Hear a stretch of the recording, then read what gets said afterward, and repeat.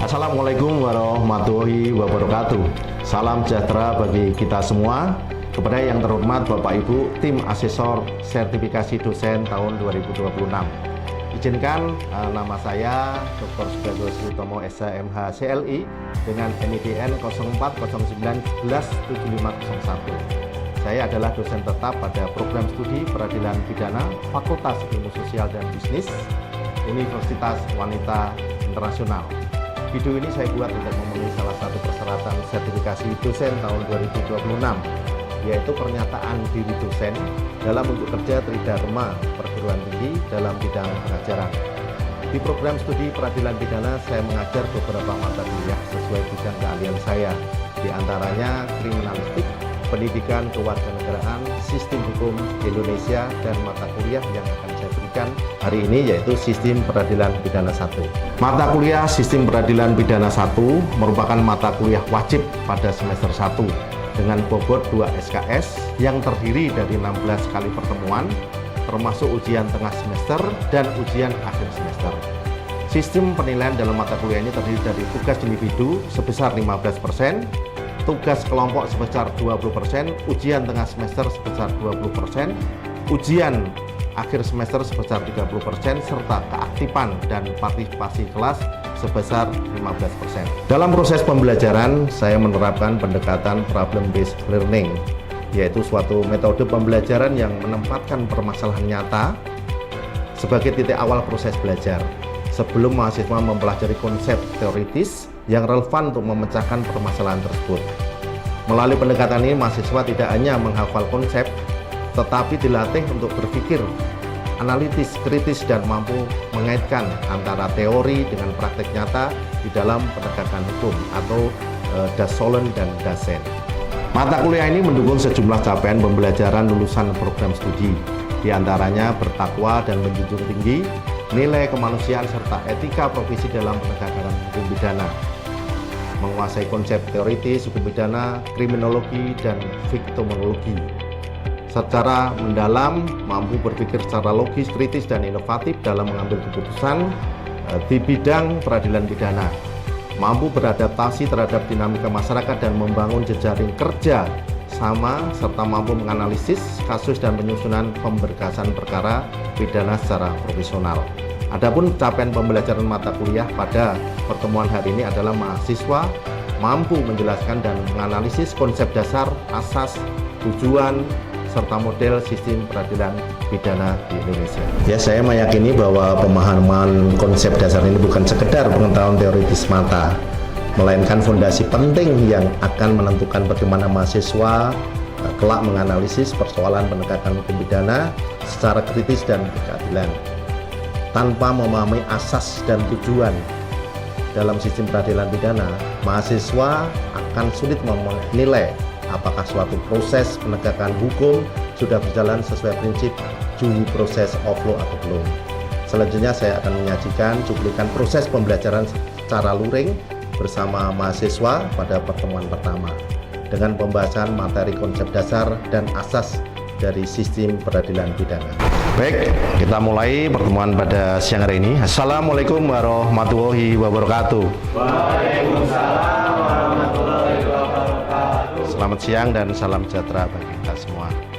Sebelum kita mulai pertemuan pada sore hari ini, kita akan berdoa terlebih dahulu supaya penyampaian dan kalian semua bisa fokus, bisa mendapat apa yang kita pelajari pada sore hari ini. Berdoa mulai.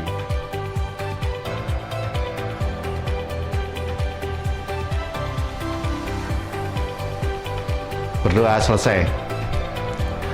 Baik, untuk ketua kelas sore hari ini apakah ada yang tidak masuk atau masuk semua? Baik Pak, izin menjawab. Untuk saat ini ada 3 orang yang tidak hadir. Yang pertama Ika karena izin, yang kedua ada Reni dikarenakan sakit, dan yang ketiga ada Rizka gara-gara izin.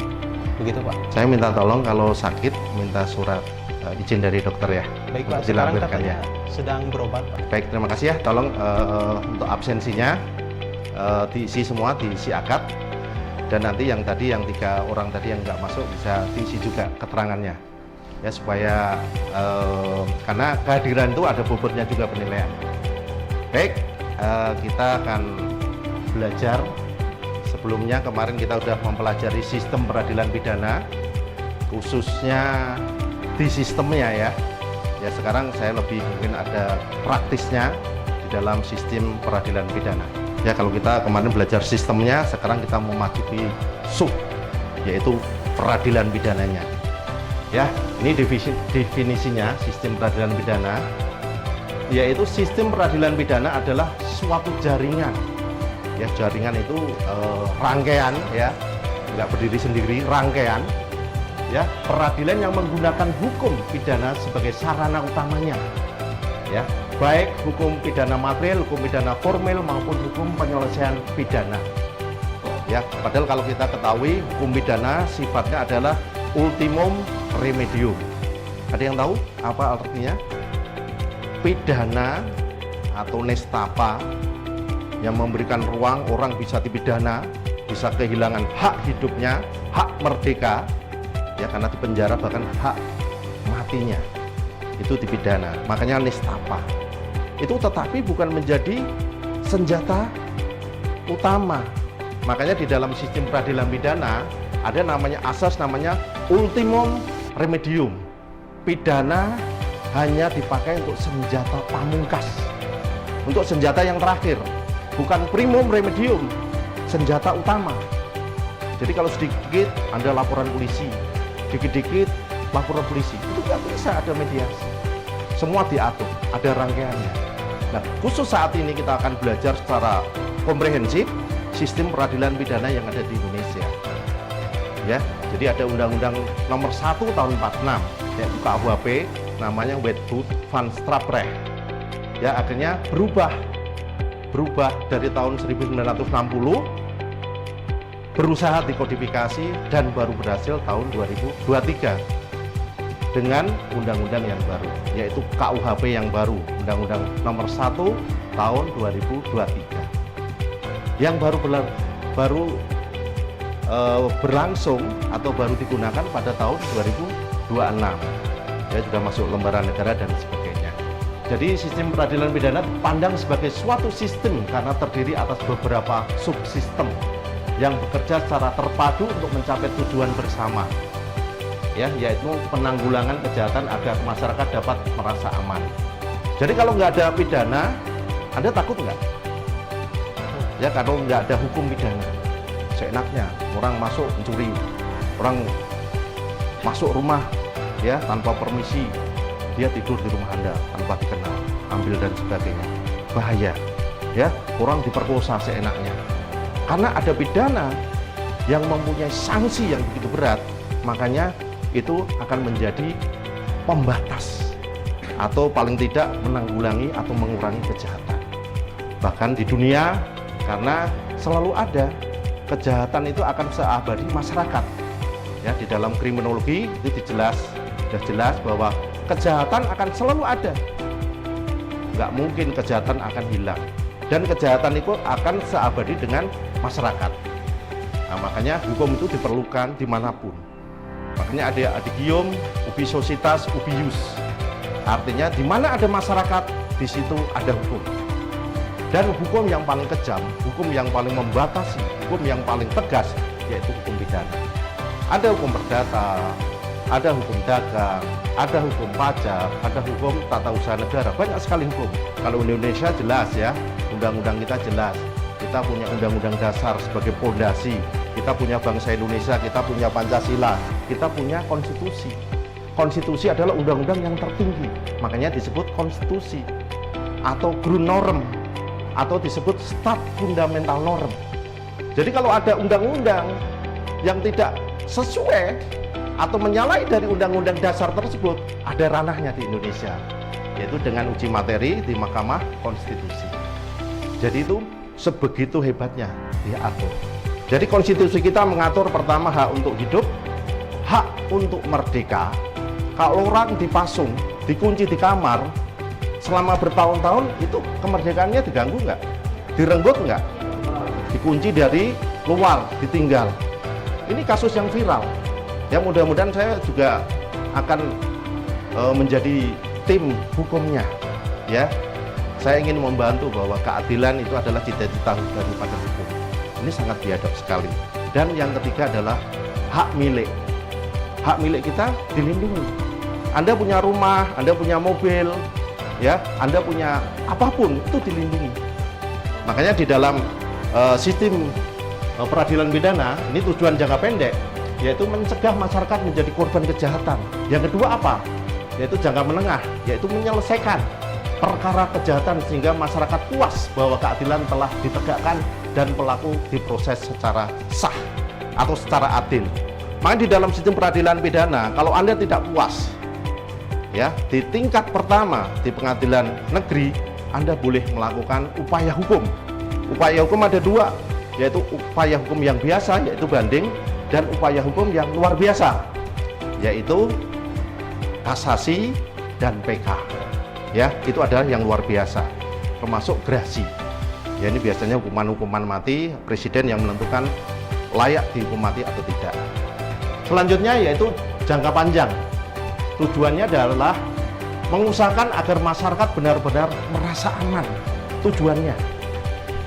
Jadi kalau Anda komparasi ya di negara lain, ada negara yang aman, Norwegia, di Jepang. Anda kehilangan nggak takut, pasti kembali. Ya, karena sistem hukum kita ada 3. Yang pertama yaitu substansi hukum. Hukumnya udah bagus. Ya, hukum kita di Indonesia udah bagus. Tetapi struktur hukumnya bagaimana? Para penegak hukum kita bagaimana? Ya, itu penegak hukum kita pelajari di dalam sistem peradilan pidana. Ada polisi, ada jaksa, ada hakim, ada advokat. Mereka udah baik belum? Masih banyak terjadi masalah-masalah di struktur hukum kita, walaupun itu oknum, ya, walaupun itu oknum, tapi oknumnya ternyata kok banyak, ya, oknumnya banyak, ya, oknumnya banyak. Struktur hukumnya kurang baik di Indonesia. Terus yang ketiga yaitu budaya hukum. Indonesia budaya hukumnya baik enggak? Belum. Kalau budaya hukum baik, tentunya orang mau antri. Kalau budaya hukumnya baik, orang tentunya kalau sudah salah sebagai seorang koruptor, dia nggak malu. Di Indonesia nggak malu untuk mencalonkan diri sebagai pejabat atau calon legislatif. Kalau di Jepang, budaya hukumnya luar biasa. Telat sebentar aja di dalam rapat, dia minta maaf dan mengundurkan diri. Itu budaya hukum yang luar biasa. Di Indonesia belum. Di Indonesia itu ada filsafat, ya, yang luar biasa, yaitu filsafat Pancasila. Anda sudah belajar namanya filsafat hukum. Filosofia. Philo yaitu mencintai, sophia kebijaksanaan atau kebenaran. Itu adalah filsafat yang tertinggi. Dan kita sebenarnya tidak perlu ambil mazhab-mazhab atau aliran hukum dari Yunani, dari Eropa kontinental, tapi cukup di dalam Pancasila. Di situ ada butir-butir Pancasila dari sila pertama sampai sila kelima, semua sudah diatur. Intinya dari HAM, hak kita dibatasi oleh hak orang lain. Barkah punya hak, dosen punya hak, tetapi haknya Barkah dibatasi oleh hak dosen. Hak saya juga dibatasi hak daripada mahasiswa. Jadi intinya HAM, hak kita dibatasi hak orang lain. Selanjutnya yaitu asas-asas dalam sistem peradilan pidana. Yang pertama ada namanya asas praduga tak bersalah. Ya, Anda sering ya dengar di TV, di televisi, di media, apa sih asas praduga tidak bersalah? Atau namanya presumption of innocent. Artinya apa? Tersangka atau terdakwa dianggap tidak bersalah sampai ada putusan pengadilan yang berkekuatan hukum tetap. Jadi kalau baru tersangka nanti dibuktikan dia belum tentu salah. Ya, baru tersangka. Tersangka itu kalau di kepolisian. Begitu masuk di pengadilan namanya terdakwa. Begitu vonis, ya, berkekuatan hukum inkrah, ya, berkekuatan hukum tetap maupun belum tetap, itu namanya narapidana. Itu pun belum bisa dikatakan bersalah kalau masih ada upaya hukum lagi atau belum inkrah berkekuatan hukum tetap, masih banding, masih upaya hukum luar biasa, kasasi mau PK, itu masih belum dikatakan bersalah. Itu yang disebut asas presumption of innocent, praduga tidak bersalah. Terus yang kedua, di dalam sistem peradilan pidana ada asas yang kedua, yaitu asas legalitas. Ya, ada nullum delictum nulla puna sine pravela lege punali. Tiada pidana tanpa undang-undang. Ya, jadi kalau ada sekarang ada pidana santet gitu ya. Tapi belum ada di undang-undang. Apa itu bisa dipidana? Karena belum ada undang-undangnya. Ya. Jadi makanya ada di KUHP yang baru ya. KUHP ada tahu undang-undang nomor berapa? KUHP yang baru kita 1 tahun 2023. Terus diikuti dengan KUHAP, kitab undang-undang hukum acaranya. Hukum acaranya juga ada undang-undangnya, semua diatur. Ada yang tahu undang-undang nomor berapa? KUHAP kita yang baru tahun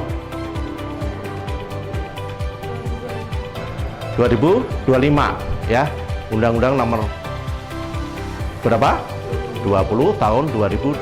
Ini harus tahu ya, KUHP kita, KUHAP kita, dan ada undang-undang yang penyesuaian pidananya. Undang-undang 1 tahun 2026. Jadi kalau orang melakukan tindak pidana sudah di lapas, ternyata menggunakan undang-undang mana? Undang-undang KUHP yang lama atau yang baru? Nah, itu ada namanya penyesuaian pidana. Ya kalau sudah menggunakan KUHP yang lama, dia banding. Bandingnya udah KUHP yang baru, bagaimana? Pakai penyesuaian pidana, ya, penyesuaian hukum pidana. Terus selanjutnya yaitu asas peradilan cepat, sederhana, dan biaya ringan. Semua sama di muka hukum. Tidak boleh tajam ke atas, tidak boleh tajam ke bawah, atau tumpul ke atas atau tumpul ke bawah. Semua harus sama. Tidak peduli siapa yang melakukan tindak pidana, harus diproses sesuai hukum dengan asas equality before the law. Semua sama. Ya, baik presiden, mau ketua RT, mau tukang sampah, semua sama. Mau dosen, mau mahasiswa, semua sama. Kalau dia melakukan tindak pidana, harus diproses secara transparan dan berkeadilan. Terus selanjutnya yaitu asas perlindungan hak asasi tersangka atau terdakwa, yaitu termasuk hak didampingi penasihat hukum dan hak diperiksa tanpa tekanan. Nah, di dalam KUHP yang baru, KUHAP yang baru, semua proses dari awal ya sampai akhir itu boleh dilakukan. Ya, Anda boleh berhak. Kalau dulu penyelidikan tidak boleh didampingi, sekarang boleh. Ya, dari proses penyelidikan Anda boleh meng-hire pengacara atau penasihat hukum. Pemeriksaan juga begitu. Ya, dimulai dari awal ke hulu. Ya, jadi kalau Anda suatu saat lulus pengen jadi pengacara, ini profesi yang harus semua ngerti. Dari awal sampai akhir. Dari proses penyelidikan, penyidikan sampai ke lapas. Di persidangan, banding, sampai ke lapas. Itu ada namanya profesi yaitu advokat. Jadi nanti kita pelajari advokat itu adalah profesi yang mulia, officium nobile. Kenapa disebut mulia? Karena harusnya tanpa pamrih. Teorinya ya, dasolennya, dasennya banyak juga yang berpamrih. Ya, semua profesi kita harus akui kalau memang masih kekurangan ya kita harus perbaiki. Makanya ada etika, ada undang-undang advokat yang mengatur tindak pidana dari advokat itu sendiri. Walaupun advokat itu punya hak imunitas selama punya etikat baik. Ya, dia tidak bisa dipidana selama menjalankan tugasnya dengan etikat baik. Ya, selama ini banyak sekali organisasi advokat begitu dipecat di sini dia pindah ke organisasi yang lain. Di dalam Undang-Undang Advokat Undang-Undang 18 tahun 2003 itu udah jelas sekali bahwa advokat juga punya kode etik. Makanya ada Dewan Kehormatan. Jadi kalau ada pengacara yang sudah dibayar tidak mau bekerja, sudah menjadi pengacara yang pindah ke sana melanggar kode etik, bisa dilaporkan di Dewan Kehormatan. Ya, untuk disidang bahkan dicabut haknya, izinnya dicabut supaya tidak menjadi pengacara lagi. Ada contoh kasus ya. TV nasional ya, Anda tahu sendiri itu adalah contoh-contoh pengacara yang mungkin bermasalah. Kita akan lanjut ya, yang paling utama yaitu landasan hukum utama ya, ini utamanya. Yang pertama yaitu Undang-Undang nomor 8 tahun 1981 yang sekarang menjadi Undang-Undang nomor 20 tahun 2025 KUHAP. Terus payung utama hukum acara ya. Terus Undang-Undang tentang Kepolisian Republik Indonesia. Ini substansi relevannya yaitu kewenangan penyidikan. Terus undang-undang tentang kejaksaan Republik Indonesia, yaitu peraturannya ya, terus kewenangannya yaitu penuntutan ya, atau jaksa itu disebut adalah pengacara negara. Selanjutnya peraturan undang-undang tentang kekuasaan ya, terus substansi relevansinya yaitu kewenangan mengadili ya, semua udah diatur. Terus undang-undang tentang pemasyarakatan ya, terus substansi relevannya itu pembinaan narapidana, itu ada namanya hukum penitensier ya. Orang jahat dimasukin lapas tujuannya supaya bertobat, dikasih skill, dilatih di dalam lapas itu ada. Kalau Anda ke lapas di Wiroginan di Jogja itu dikasih bekal, dilatih menjahit, caranya membuat kerajinan dan sebagainya. Tujuannya apa? Tujuannya punya skill, keluar dari lapas nggak mencuri lagi, nggak merampok lagi, nggak nipu lagi. Itu tujuan dari hukum penitensier atau hukum pemasyarakatan. Terus peraturan undang-undang tentang bantuan, ya, ini substansi relevannya itu pendampingan hukum atau undang-undang bantuan hukum, ada posbakum ya. Anda kalau di pengadilan dimanapun itu ada namanya posbakum, pos bantuan hukum, dan itu sifatnya gratis selama Anda bisa menunjukkan surat keterangan tidak mampu, dan itu tidak dipungut biaya sama sekali karena pengacaranya yang melakukan itu ada anggaran undang-undang bankum dari APBN maupun APBD. Selanjutnya yaitu komponen ya, ini sistem peradilan pidana, ada kepolisian, ada kejaksaan, ada pengadilan, ada lembaga pemasyarakatan, ada advokat atau penasihat hukum. Pak hakim di mana? Di dalam pengadilan. Ya, semua diatur di sini. Selanjutnya tahap proses peradilan pidana. Ya, ini ada penyelidikan, ada penyidikan, ada penuntutan, ada pemeriksaan persidangan, ada putusan dan upaya hukum baik yang biasa maupun yang luar biasa. Terus ada eksekusi dan pembinaan. Jadi kalau pidana ada eksekusinya. Makanya kalau di sidang diambil dari lapas itu tetap didampingi oleh jaksa sampai masuk lapas. Ada di bond dulu, dipinjam dulu untuk melakukan sidang sebelum dia putus, belum inkrah ya. Ini semua ada tahap prosesnya. Nanti kita pelajari secara lebih detail lagi. Ini slide-slide secara makronya. Ini selanjutnya yaitu model pendekatan sistem peradilan pidana. Ya, ini ada namanya crime control model. Tujuannya yaitu menitik beratkan pada efisiensi dan kecepatan penindakan kejahatan demi ketertiban umum dengan kepercayaan tinggi pada aparat penegak hukum. Ya, terus selanjutnya itu due process model yang menitik beratkan pada perlindungan hak-hak individu tersangka terdakwa dan pembatasan kekuasaan negara melalui prosedur hukum yang ketat. Ya, makanya di Indonesia itu semua diatur tahap-tahapannya, terus aparat penegak hukumnya juga semua diatur, terus upaya hukumnya semua diatur supaya memang cita dari hukum yaitu adalah keadilan itu bisa tercapai. Antara keadilan dan kepastian hukum itu boleh bersinergi ya, walaupun kenyataannya seperti dua sisi mata uang, satunya keadilan, satunya kepastian hukum, nggak pernah ketemu. Mungkin dari paparan saya ada yang mau bertanya ya, silakan. Wih, banyak banget nih. Ada yang mau tanya? Semua mau nanya ini ya? Ya, ini dulu loh.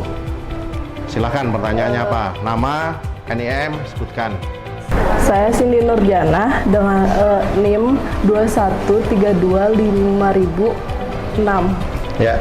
Izin bertanya Bapak, mengenai lembaga atau subsistem, di bagian komponen peradilan kan ada lembaga masyarakat. Ya. Itu contohnya seperti apa ya? Dan apa peran mereka dalam mengadili orang jahat? Ya, terima kasih pertanyaannya Cindy. Jadi yang ditanyakan peran dari lembaga pemasyarakatan atau LP.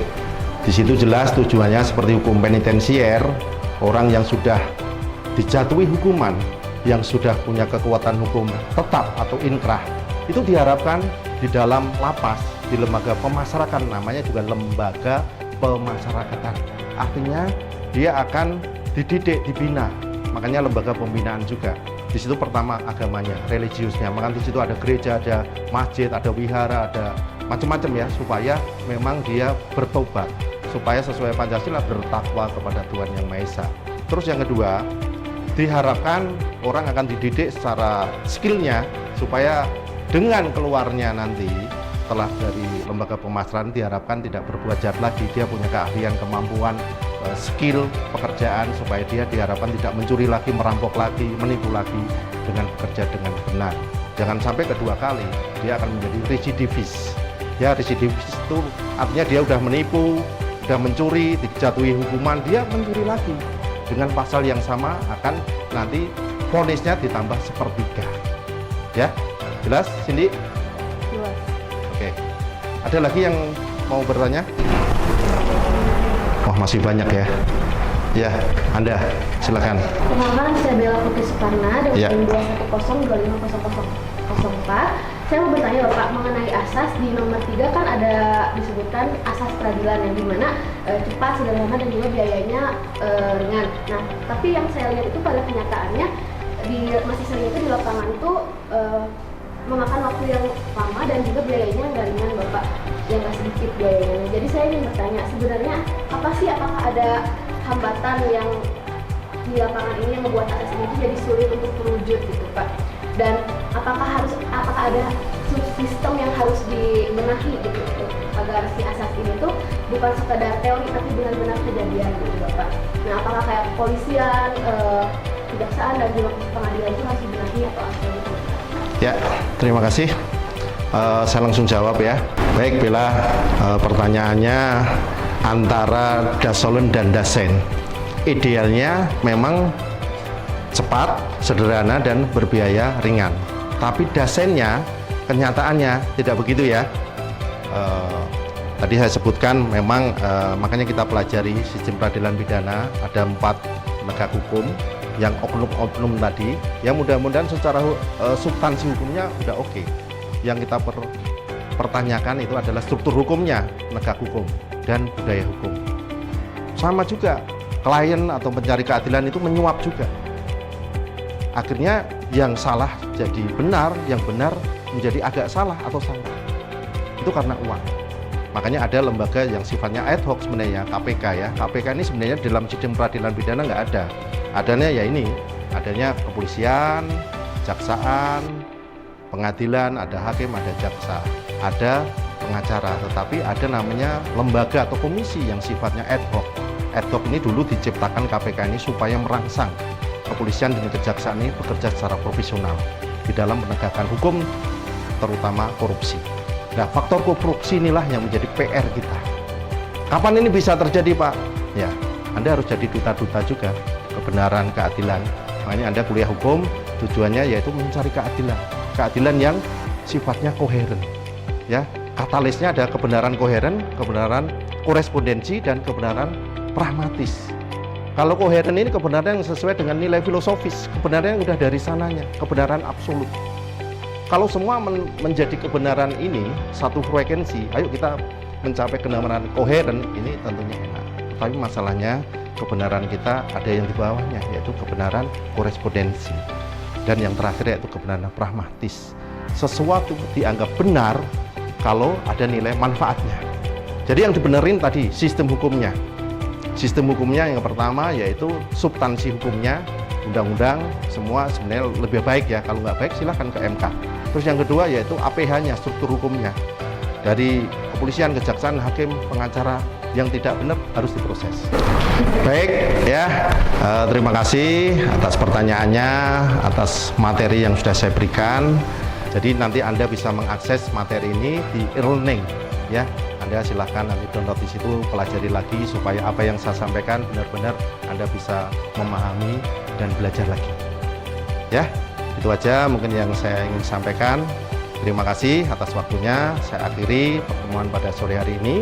Wassalamualaikum warahmatullahi wabarakatuh. Selamat sore dan salam sejahtera bagi kita semua.